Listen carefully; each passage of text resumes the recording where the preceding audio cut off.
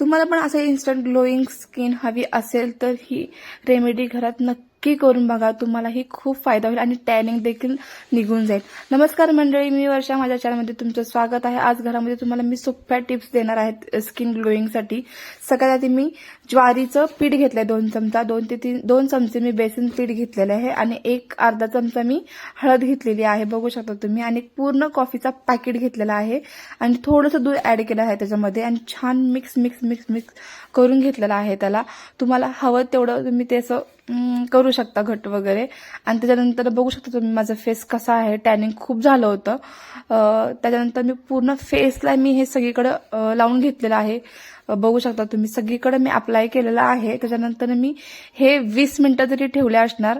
एकदम छान असं 20 मिनिटं ठेवून दिले आणि स्वच्छ तोंड धुतलेलं आहे. त्याच्यानंतर तुम्ही माझं स्किन बघू शकता, एकदम नॅचरल आणि एकदम स्किन ग्लोईंग करते. Thank you for the watching.